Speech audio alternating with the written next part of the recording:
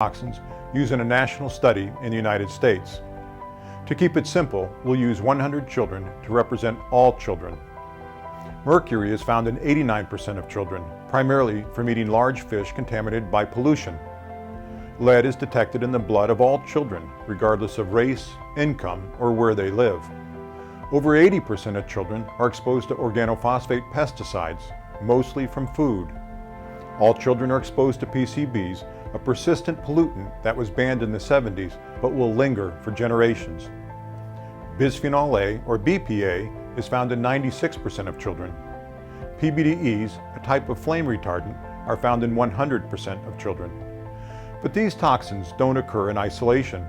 Children are exposed to many toxins and dozens of untested chemicals all the time. Let's take a look at the body burden of a typical child, one toxin at a time.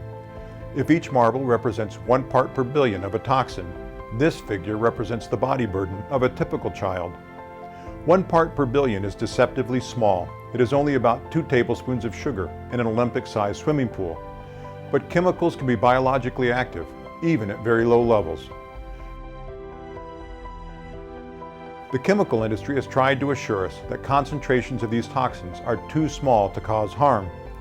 But chemicals designed by drug companies to alter behavior, like the prescribed dose of Ritalin, a drug commonly used to treat children with ADHD, is active at levels about the same or even lower than toxins found in the blood. Besides, a lot of studies have shown that some chemicals can be toxic, even at very low levels. As the body burden of PBDEs in pregnant women increases, the intellectual ability of their children decreases. Let's take a closer look. As the level of PBDEs in mother's blood increases from 10 to 100 parts per billion, the IQ scores of their children drop by about 5 points. We see a similar pattern with organophosphate pesticides. As the level of organophosphate pesticides in pregnant women increases from 10 to 75 parts per billion, the IQ scores of their children drop by about 5 points.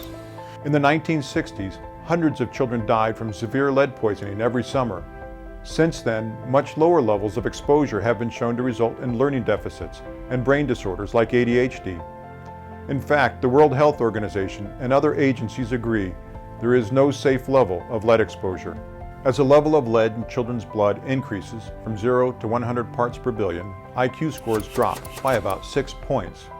In contrast, an increase from 100 to 200 parts per billion results in an IQ drop of 2 more points. An increase from 200 to 300 parts per billion results in an IQ drop of another point. The impact of toxins on the developing brain is permanent. Children who are more heavily exposed to toxins won't reach the same peak cognitive ability as those who have lower exposures. These studies show that there is no safe level of exposure. They also indicate that the way we regulate toxins, which assumes there is a safe level, fails to protect children. The chemical industry argues that the effect of toxins on children is subtle and of little consequence. But that's misleading. Little shifts in children's IQ scores have a big impact on the number of children who are challenged or gifted.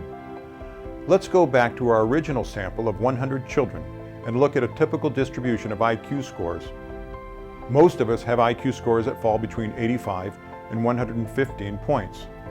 Only 2.5% of children have an IQ above 130, which is considered gifted. There are about 6 million children in this group. On the other end of the distribution, another 2.5% of children have an IQ below 70, which is considered challenged. The impact of exposure to a toxin like lead causes a 5-point drop in IQ. This shift results in a 57% increase in the number of children that are challenged, from 6 million to 9.4 million. There is a corresponding decrease in the number of children that are gifted, from 6 million to 2.4 million. Little shifts matter. The impact of exposure to another toxin, like flame retardants, results in a further increase in the number of children who are challenged, from 9.4 million to over 11 million. There is a further decrease in the number of gifted children. Although many or even most chemicals are harmless, the cumulative impact of exposures to 3 or 4 toxins is overwhelming to imagine. In Canada and the United States, chemicals are used in consumer products and released into the environment before they are tested for toxic effects. By allowing children to be exposed to toxins or chemicals of unknown toxicity, we are unwittingly using our children as part of a massive experiment. But it doesn't have to be this way. Like the European Union, we could require industry to prove that the chemicals they use aren't toxic before they enter the market. How can we avoid exposures to toxins or chemicals of unknown toxicity? The ultimate solution is to revise how we regulate